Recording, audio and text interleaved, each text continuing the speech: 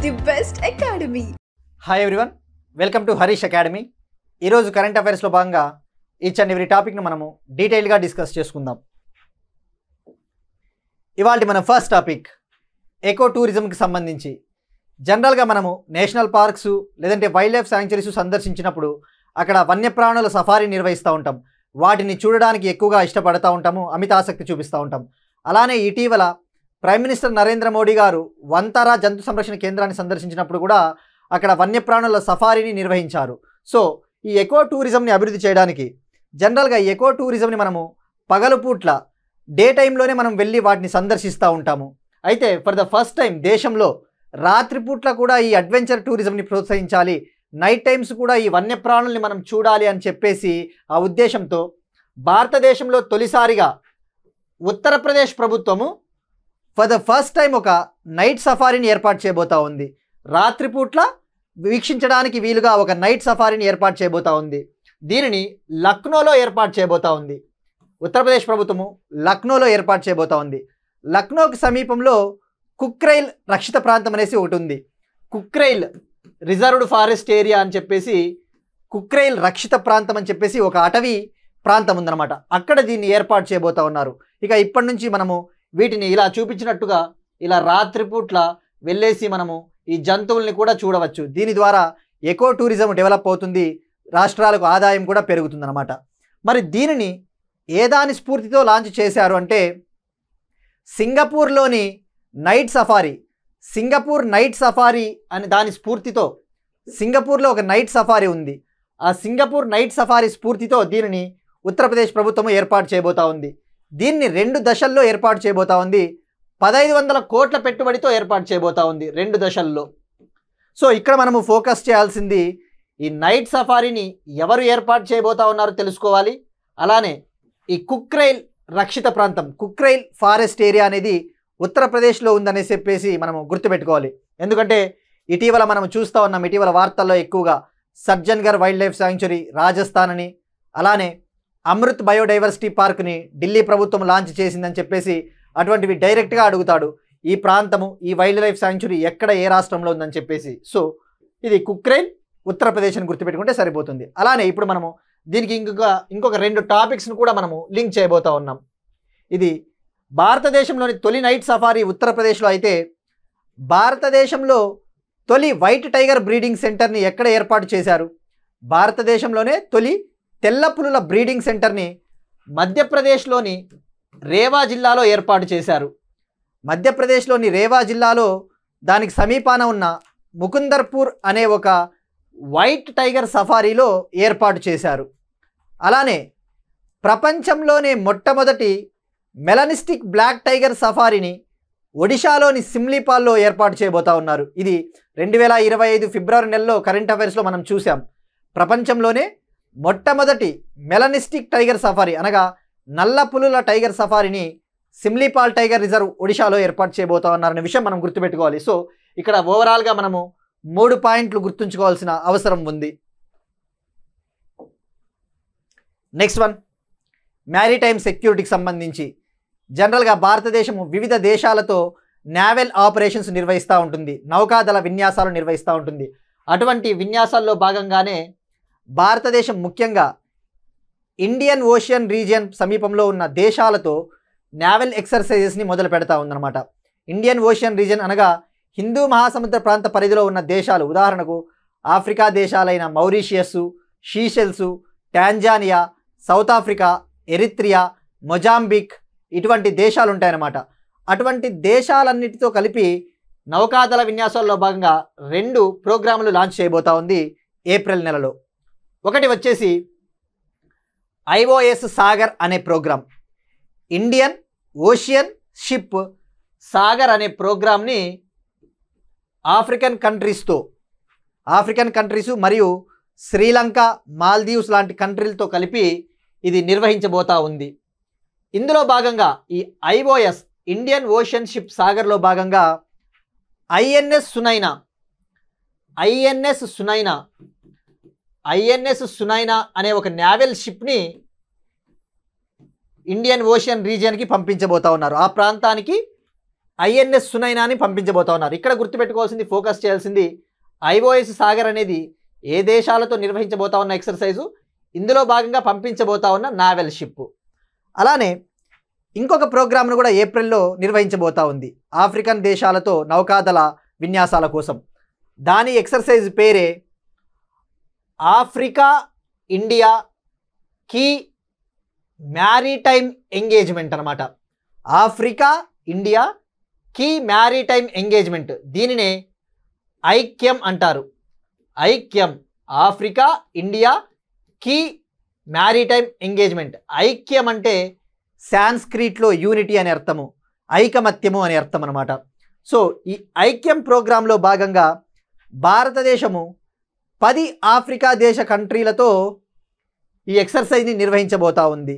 ఈ ఎక్సర్సైజ్ని 2025లో ఈ ఐక్యం ఎక్సర్సైజ్ని ఏప్రిల్ నెలలో భారతదేశము మరియు టాంజానియా దేశానికి చెందిన భద్రతా దళాలు నిర్వహించబోతా ఉన్నాయి. దీనిని ఏప్రిల్ నెలలో టాంజానియాలోని దార్ ఎస్ సలాంలో నిర్వహించబోతా ఉంది. ఐక్యామ్ ఎక్సర్సైజ్ని టాంజానియాలోని దార్ ఎస్ సలాంలో నిర్వహించబోతా ఉన్నారు. ఇక్కడ ఫోకస్ చేయాల్సింది ఈ 2 ఎక్సర్సైజ్ల ముఖ్య ఉద్దేశం వచ్చేసి జనరల్గా ఇండియన్ ఓషియన్ రీజన్కి సంబంధించి భారతదేశము సాగర్ అనే ఒక ఇనిషియేటివ్ని తీసుకునింది అనమాట. సాగర్ మనం గతంలో కూడా చర్చించుకున్నాం, సాగర్, మహాసాగర్ అని. సాగర్ అంటే యూపీఎస్సీలో జనరల్గా ఇలాంటి పదాలు, యూపీఎస్సీ అయినా కావచ్చు, ఏ ఎగ్జామ్స్లోనైనా ఇటువంటి పదాలు చాలా కీలకము. ఐఆర్లో security and growth for all in the region అంటే సాగర్ అన్నమాట. ఈ సాగర్ విజన్ డాక్యుమెంట్లో భాగంగా భారతదేశం ఏం చేస్తుంది అంటే నెట్ సెక్యూరిటీ ప్రొవైడర్గా యాక్ట్ చేస్తుంది అనమాట. ఇండియన్ ఓషియన్ రీజియన్కి సంబంధించి, హిందూ మహాసముద్ర ప్రాంతానికి సంబంధించి వివిధ దేశాలకు అవసరమైన భద్రతను భారతదేశం అందిస్తుంది. దానిని ఒక టర్మ్ ఉంటుంది, ఆ టర్మ్ చాలా ఇంపార్టెంట్, గుర్తుపెట్టుకోండి. ఆ టర్మ్ వచ్చేసి net security provider. Net security provider అనేది మనము ఇంటర్నేషనల్ రిలేషన్స్ కాంటెక్స్ట్లో యూపీఎస్సీ అలాంటి డిస్క్రిప్టివ్ ఎగ్జామ్స్లో కానీ ఇంటర్వ్యూస్లో కానీ ఇలాంటి టర్మ్స్ని వాడొచ్చు. మనకి చెప్పలేం, ప్రిలిమ్స్లో కూడా ఇలా అడగవచ్చు. భారతదేశము నెట్ సెక్యూరిటీ ప్రొవైడర్గా ఏ సముద్ర ప్రాంతానికి సంబంధించి యాక్ట్ చేస్తుందని చెప్పేసి కూడా అడగవచ్చు. అలానే Indian prime minister Narendra Modi గారు మౌరీషియస్ పర్యటనకు వెళ్ళినప్పుడు, మొన్న రీసెంట్గా మౌరీషియస్ పర్యటనకు వెళ్ళినప్పుడు మహాసాగర్ అనే విజన్ డాక్యుమెంట్ని కూడా లాంచ్ చేశారని మనం డిస్కస్ చేసుకున్నాం. మహాసాగర్. సో ఇలా మనకు ఈ టర్మ్స్ ప్రతిదీ కూడా ఇంటర్నేషనల్ రిలేషన్స్ చదివేటప్పుడు మనకి ఎగ్జామ్ పాయింట్ ఆఫ్ వ్యూలో ప్రతిదీ ఐడియా ఉండాలి. ఇక ఐక్యామ్ ఎక్సర్సైజ్ విషయానికి వస్తే జస్ట్ బ్రీఫ్గా ఆ 10 కంట్రీస్, ఆఫ్రికన్ కంట్రీస్ ఏవో నేను చెప్తా ఉన్నాను. ఎగ్జామ్ పాయింట్ ఆఫ్ వ్యూలో మనకి అంత డీటెయిల్గా అడగకపోయినప్పటికీ just for the understanding, for the information knowing we need to know. ఆ 10 కంట్రీలు వచ్చేసి Comoros, Djibouti, Eritrea, Kenya, Madagascar, Mauritius, Mozambique, Seychelles, Tanzania, South Africa. ఈ 10 దేశాలతో ఈ ఐక్యం ఎక్సర్సైజ్ని నిర్వహించబోతా ఉంది భారతదేశం. ఇక్కడ టాంజానియా గురించి మనము నిన్న కూడా డిస్కస్ చేసుకున్నాం. మసై మారా నేషనల్ పార్కులో నివసించే కొంతమంది తెగలు, మసై మారా అనే తెగ జనాలు ఎక్కడ నివసిస్తారు అంటే మనము టాంజానియా మరియు కెన్యా ప్రాంతంలో నివసిస్తారని తెలుసుకున్నాం. అలానే టాంజానియా విషయానికి వస్తే ఇటీవల టాంజానియా మరో కారణం చేత కూడా వార్తల్లో ఉంది. ఇటీవలే ఆఫ్రికా ఖండంలో మార్బర్గ్ వైరస్ అనే ఒక డిసీజ్ని, మార్బర్గ్ వైరస్ అనే ఒక వ్యాధిని జయించిన దేశంగా టాంజానియా ఇటీవల వార్తల్లోకి ఎక్కింది. సో ఇలా మనము లింకప్ చేసుకోవాలి ఏదైనా ఒక కంట్రీ న్యూస్లో ఉన్నప్పుడు. సో మనం ఐఓఎస్ సాగర్ గురించి తెలుసుకున్నాము.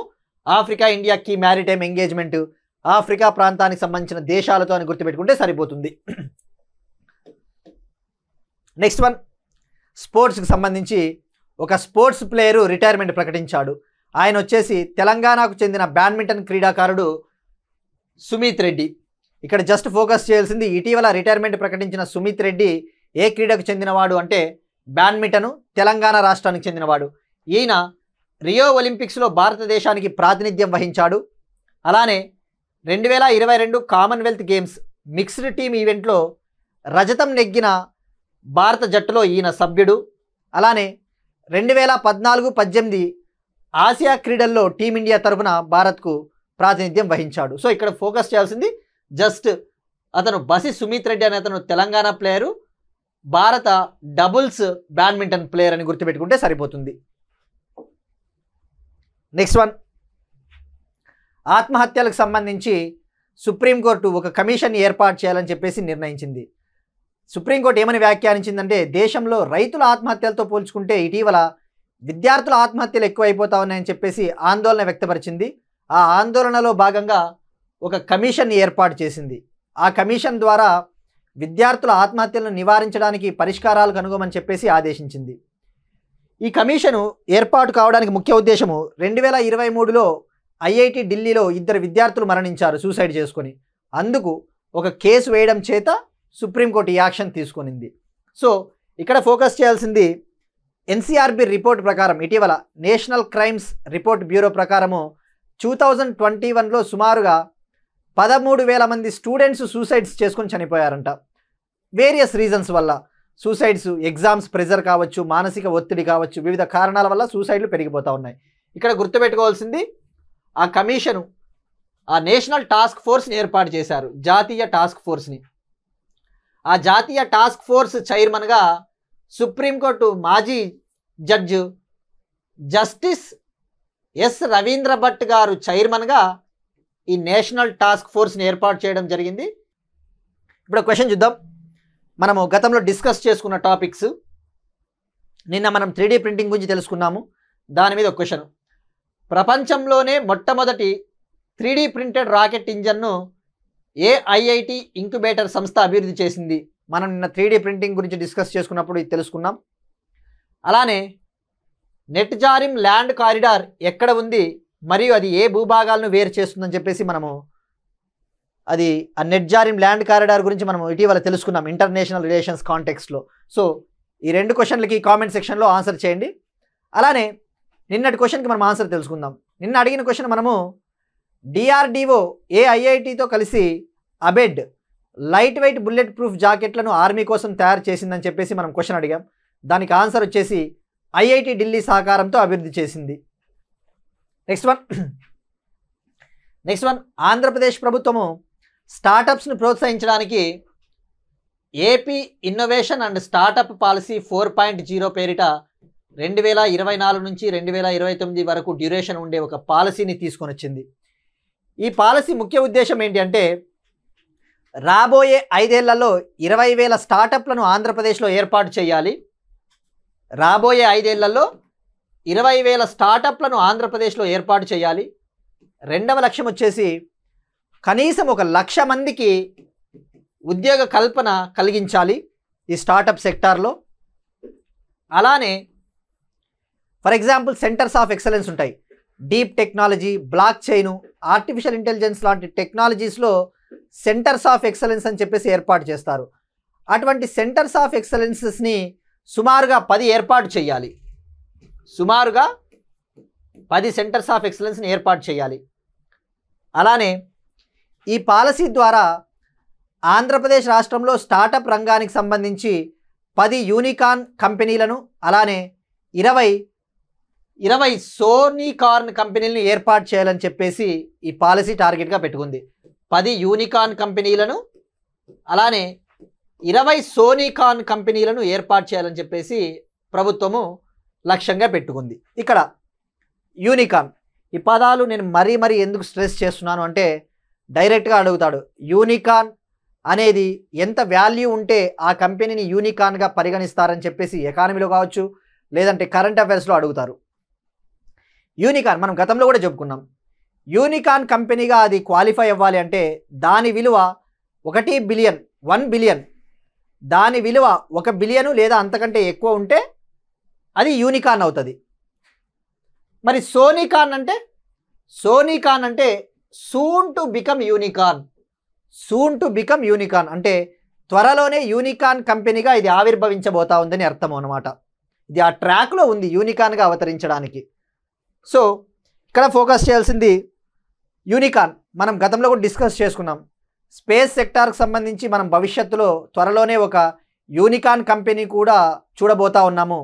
ప్రజెంట్ మన స్పేస్ సెక్టార్లో స్టార్టప్ వాల్యూ సుమారుగా 530 నుంచి 550 మిలియన్ల వాల్యూ ఉంది. మనం భవిష్యత్తులోనే ఒక 1 బిలియన్ వాల్యూ కలిగిన స్పేస్ స్టార్టప్ని కూడా చూడబోతా ఉన్నామని చెప్పేసి ఇన్స్పేస్ చైర్మన్ గారు కూడా ప్రకటించారనే విషయం మనం క్లియర్గా తెలుసుకున్నాం. సో ఇక్కడ మనం ఇప్పుడు స్టార్టప్స్ మనం గతంలో డిస్కస్ చేసుకున్నాం. స్టార్టప్స్ భారతదేశంలో ఎక్కువగా టాప్లో మహారాష్ట్రలో ఉన్నాయని గుర్తుపెట్టుకుంటే సరిపోతుంది. మరి ఏపీ విషయానికి వస్తే సుమారుగా 6,660 స్టార్టప్లు ఉన్నాయి ఏపీలో. 6,660 స్టార్టప్స్ ఉన్నాయి ఏపీలో. So this is about AP startup and innovation policy. So ఈ 4 పాయింట్లు మనం క్లియర్గా తెలుసుకున్నాం. యూనికాన్ అంటే ఏంటో కూడా తెలుసుకున్నాం. నెక్స్ట్ వన్ అగైన్ పావర్టీ అలివియేషన్ కోసము, పేదరిక నిర్మూలన కోసము ఆంధ్రప్రదేశ్ ప్రభుత్వము P4 అనే ఒక ఇనిషియేటివ్ తీసుకొని వస్తూ ఉంది. ఈ ఉగాదిన లాంచ్ చేయబోతా ఉంది. ఈ P4 అంటే పబ్లిక్ ప్రైవేట్ పీపుల్ పార్ట్నర్షిప్. ఈ పార్ట్నర్షిప్ ద్వారా ఏం చేయబోతా ఉందంటే ఆంధ్రప్రదేశ్ ప్రభుత్వము రిచ్ పీపుల్ని పూర్ పీపుల్ని కనెక్ట్ చేయబోతా ఉందన్నమాట. ఈ రిచ్ పీపుల్ ఏం చేయబోతా ఉన్నారంటే ఈ పేదలకు ఆర్థిక సహకారం అందించబోతారు. ఈ ప్రోగ్రాంలో భాగంగా వాళ్ళ జీవన ప్రమాణాలను మెరుగుపరచడానికి ఈ ధనిక కుటుంబాలు సహకరిస్తాయి. ఈ ధనిక కుటుంబాలకి కొద్దిగా క్రైటీరియా ఉంటుంది. ఏవి ధనిక కుటుంబాలుగా పరిగణిస్తారు అంటే వాళ్ళు బీపీఎల్ పరిధిలోకి రాకుండా ఉండాలి, అలాంటి క్రైటీరియా ఉంటుంది. అయితే ఆంధ్రప్రదేశ్ ప్రభుత్వం ఇంకా ఏమని చెప్పిందంటే ఈ P4 ప్రోగ్రాం ద్వారా వాలంటీర్గా పార్టిసిపేట్ చేస్తారు. ఎవరిని కూడా ఫోర్స్ చేయరు, జస్ట్ మీరు పార్టిసిపేట్ చేయమని చెప్పేసి అడుగుతారనమాట, అంతే. అది ఇష్టం ఉంటే జాయిన్ అవ్వచ్చు, లేదంటే లేదు. అలానే ఈ P4 ప్రోగ్రాం ద్వారా గుర్తుపెట్టుకోవాల్సిన పాయింట్, ఆంధ్రప్రదేశ్ ప్రభుత్వం అనేది ఏమీ కూడా ఆర్థిక సహకారం అయితే ఈ పేద కుటుంబాలకి అందించదు. జస్ట్ ఒక ఫెసిలిటేటర్గా యాక్ట్ చేస్తుంది, మీడియేటర్గా యాక్ట్ చేస్తుంది అనే విషయం గుర్తుపెట్టుకుంటే సరిపోతుంది. Next one again state specific. ఆంధ్రాలో ఒక అంతర్జాతీయ యూనివర్సిటీని ఏర్పాటు చేయబోతున్నారు. ముఖ్యంగా ఉత్తరాంధ్రలో, ఆంధ్రప్రదేశ్లోని ఉత్తరాంధ్ర ప్రాంతంలో ఒక అంతర్జాతీయ యూనివర్సిటీని ఏర్పాటు చేయబోతా ఉన్నారు. దీనికోసము ఆంధ్రప్రదేశ్ ప్రభుత్వము జార్జియన్ నేషనల్ యూనివర్సిటీతో ఒప్పందం కుదుర్చుకునింది. ఈ జార్జియా దేశం అనేది యూరప్లో ఉండే ఒక దేశము. ఆ దేశంతో ఒక ఒప్పందం కుదుర్చుకునింది. ఈ జార్జియన్ నేషనల్ యూనివర్సిటీ ఆంధ్రప్రదేశ్లో 1300 కోట్ల పెట్టుబడితో ఇంటర్నేషనల్ యూనివర్సిటీని ఏర్పాటు చేయబోతా ఉన్నారు. నెక్స్ట్ వన్ అరకు కాఫీకి అరుదైన గౌరవం. పార్లమెంట్లో అరకు కాఫీ స్టాల్ని ప్రారంభించిన కేంద్ర మంత్రులు. ఇక్కడ జస్ట్ ఫోకస్ చేయాల్సింది అరకు కాఫీ. అరకు కాఫీ అనేది GI ట్యాగ్ ఉన్న కాఫీ ప్రోడక్ట్, అంటే భౌగోళిక గుర్తింపు ఉంది దీనికి. ఇక్కడ ఫోకస్ చేయాల్సింది అరకు, ఆంధ్రప్రదేశ్లోని అల్లూరి సీతారామరాజు జిల్లాలో ఉండే ఒక ప్రాంతము.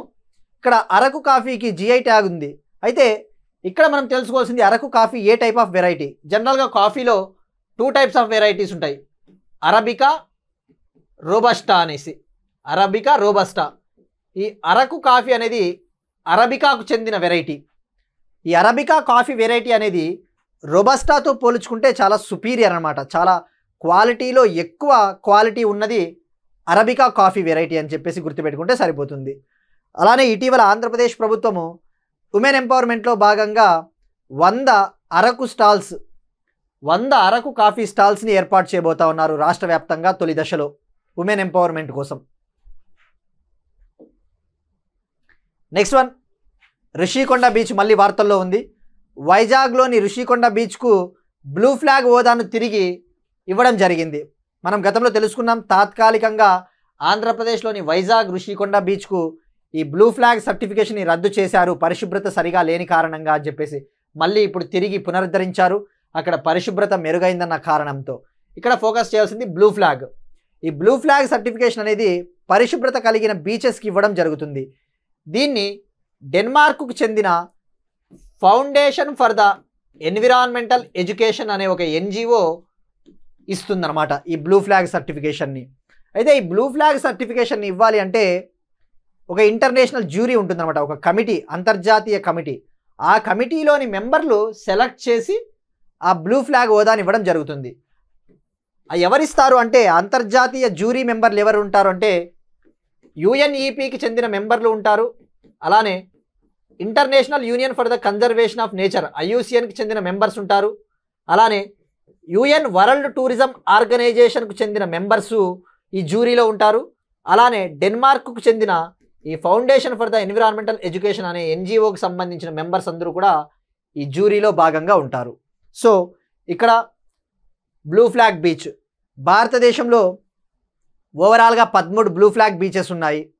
ఇటీవల జనవరి 2025లో కేరళలోని చాల్ బీచ్కు కూడా ఈ బ్లూ ఫ్లాగ్ హోదా దక్కింది. సో గుర్తుపెట్టుకోవాల్సింది ఆంధ్రప్రదేశ్లోని ఏకైక బీచ్ అనమాట ఇది, బ్లూ ఫ్లాగ్ హోదా ఉన్న బీచ్.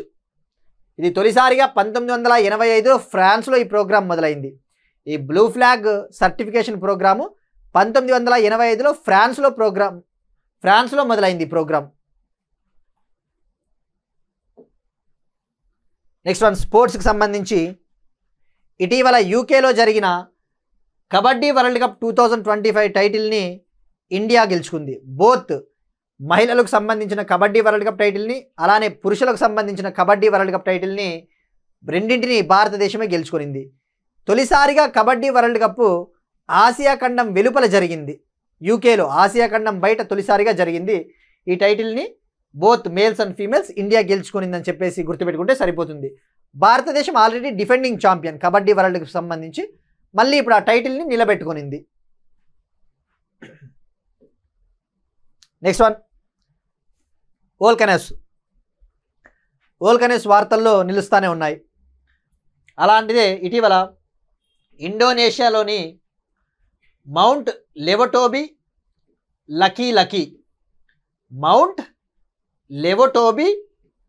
లకీ అనే అగ్నిపర్వతము ఎరప్ట్ అయ్యింది. ఆ వోల్కెనో ఎరప్ట్ అయ్యింది. సో ఇక్కడ జస్ట్ ఫోకస్ చేయాల్సింది ఈ వోల్కెనో ఎక్కడ ఉంది, ఏ కంట్రీలో ఉంది. ఇటీవల ఫిబ్రవరి నెలలో కూడా ఇండోనేషియాలోని మౌంట్ డుకోనో అనే అగ్నిపర్వతం కూడా ఎరప్ట్ అయ్యింది. అలానే యుఎస్ఏలోని హవాయి ఐలాండ్ ప్రాంతంలో మౌంట్ కిలావియా అనే అగ్నిపర్వతం కూడా ఎరప్ట్ అయింది. ఆ మౌంట్ కిలావియా ప్రాముఖ్యత ఏంటి? ప్రపంచంలోనే అత్యంత క్రియాశీలకమైన అగ్నిపర్వతం. The world's most active volcano is Mount Kilauea. It's located in Hawaii island, America. Again ఇంకా ఇటీవల ఇటువంటి వోల్కనోస్ ఎక్కడ న్యూస్లో ఉన్నాయి? ఇటలీలోని మౌంట్ ఎట్నా వార్తల్లో ఉంది. మౌంట్ ఎట్నా ప్రాముఖ్యత వచ్చేసి యూరప్లోనే అత్యంత క్రియాశీలకమైన అగ్నిపర్వతము Mount Etna. Europe's most active volcano is Mount Etna. మరి ఇంకా ఇటీవల గుటమెలా దేశంలో డీ ఫ్యూగో అనే అగ్నిపర్వతం కూడా బద్దలైంది. డీ ఫ్యూగో గుటమెలా దేశం వచ్చేసి అమెరికా ప్రాంతంలో ఉంటుంది, సెంట్రల్ అమెరికా ప్రాంతంలో ఉంటుంది, మెక్సికో కిందన ఉంటుంది గుటమెలా దేశం. ఈ గుటమెలా అనే దేశంలో ఇటీవలే డీ ఫ్యూగో అనే వోల్కనో కూడా ఎరప్ట్ అయ్యింది. సో ఇలా మనము వోల్కనోస్ని గుర్తుపెట్టుకుంటే సరిపోతుంది. సో ఇక్కడ ఉంటుంది గుటమెలా దేశము, ఈ మెక్సికో కింద, ఇది కరేబియన్ ప్రాంతంలో ఉంటుంది గుటమెలా. నెక్స్ట్ వన్ సైన్స్ అండ్ టెక్నాలజీకి సంబంధించి ఇటలీకి సంబంధించిన శాస్త్రవేత్తలు, ఇటలీ దేశానికి చెందిన శాస్త్రవేత్తలు తొలిసారిగా ప్రపంచంలోనే మొట్టమొదటిసారిగా లైట్ని సూపర్ సాలిడ్గా కన్వర్ట్ చేశారు. ఈ కాంతిని, లైట్ ఏదైతే ఉంటుందో ఈ కాంతిని తొలిసారిగా దాన్ని సూపర్ సాలిడ్గా కన్వర్ట్ చేశారు. సూపర్ సాలిడ్గా. జనరల్గా ఈ సూపర్ సాలిడ్ అంటే ఇది ఫిజిక్స్లో ఒక అచీవ్మెంట్ అని చెప్పవచ్చు. అంటే ఇప్పటివరకు లైట్ అనేది ఒక ఎనర్జీ మాదిరిగానే యాక్ట్ చేస్తుంది, లైట్ అనేది ఒక శక్తిలాగా యాక్ట్ చేస్తుంది. బట్ తొలిసారిగా ఈ సూపర్ సాలిడ్గా కన్వర్ట్ చేయడం ద్వారా ఇక నుంచి లైట్ అనేది సాలిడ్ రూపంలోనే యాక్ట్ చేస్తుంది, అలానే ఫ్లూయిడ్గా కూడా యాక్ట్ చేస్తుంది అంటున్నారు. ఇక్కడ సూపర్ సాలిడ్ అంటే it is a type of material అనమాట. ఇది లిక్విడ్ మాదిరి ఫ్లో అవుతుంది, కానీ సాలిడ్ మాదిరి దీని లక్షణాలు ఉంటాయి. సో ఇది జనరల్గా ఫిజిక్స్ సంబంధించిన ఇష్యూ. మనం no need to go into detail, actually no need to go in depth. ఇక్కడ మనం ఫోకస్ చేయాల్సింది ఏ దేశానికి చెందిన శాస్త్రవేత్తలు తొలిసారిగా లైట్ని సూపర్ సాలిడ్గా కన్వర్ట్ చేశారు అంటే ఇటలీ శాస్త్రవేత్తలను గుర్తుపెట్టుకుంటే సరిపోతుంది. Next one first ever export of anthurium flowers from Mizoram to Singapore. తొలిసారిగా నార్త్ ఈస్టర్న్ స్టేట్ మిజోరం నుంచి, భారతదేశంలోని మిజోరం స్టేట్ నుంచి తొలిసారిగా యాంథూరియం అనే ఫ్లవర్స్ని సింగపూర్కి ఎక్స్పోర్ట్ చేశారన్నమాట. ఈ యాంథూరియం ఫ్లవర్స్ అనేవి ఇలా ఉంటాయి, పూలు ఎర్రగా. ఈ పూలని తొలిసారిగా సింగపూర్కి ఎక్స్పోర్ట్ చేశారు. ఇక్కడ మనకి తెలుసుకోవాల్సిన విషయం ఏముంది అంటే, ఇది భారతదేశంలో ఫ్లోరికల్చర్ని అనగా పూల వ్యాపారాన్ని పెంపొందించడానికి ఇది ఒక చర్యగా చెప్పవచ్చు అన్నమాట. సో ఇక్కడ యాంథూరియం ఫ్లవర్స్ అనేవి ఎక్కువగా నార్త్ ఈస్టర్న్ స్టేట్స్లో పండుతాయి అన్నమాట. మిజోరము అటువంటి రాష్ట్రాల్లో ఎక్కువగా పండుతాయి. అలానే దీని నేటివ్ కంట్రీస్ వచ్చేసి అమెరికా, కరీబియన్ ప్రాంతాల్లో ఎక్కువగా ఈ పూలు పండిస్తారు. ఇక్కడ మనం ఫోకస్ చేయాల్సింది ఈ ఫ్లోరికల్చర్.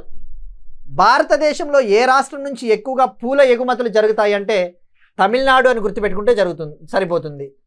తమిళనాడు నుంచి సుమారుగా 21% పూల ఎగుమతులకి కంట్రిబ్యూట్ చేస్తుంది. తమిళనాడులో నుంచే ఎక్కువగా పూల ఎగుమతులు సాగుతూ ఉన్నాయి. ఫ్లోరికల్చర్లో తమిళనాడు టాప్ ఉంది. ఇక మనం ఇటువంటిదే ఇటీవల వార్తల్లో ఇంకొకటి కూడా వార్తల్లో నిలిచింది. ఇప్పుడు ఈ ఫ్లవర్స్ని ఏ విధంగా అయితే సింగపూర్కి మనము ఎక్స్పోర్ట్ చేశామో, ఇటీవలే ఉత్తరప్రదేశ్లోని ముజఫర్ నగర్ నుంచి జిఐ ట్యాగ్ కలిగిన ఒక బెల్లాన్ని, జాగరీని బంగ్లాదేశ్కి ఎక్స్పోర్ట్ చేశారు. ఉత్తరప్రదేశ్లోని ముజఫర్ నగర్ నుంచి సుమారుగా 30 టన్నుల బెల్లాన్ని, జాగరీని బంగ్లాదేశ్కి ఎక్స్పోర్ట్ చేశారు. అయితే దానికి జిఐ ట్యాగ్ ఉందనే విషయం గుర్తుపెట్టుకుంటే సరిపోతుంది.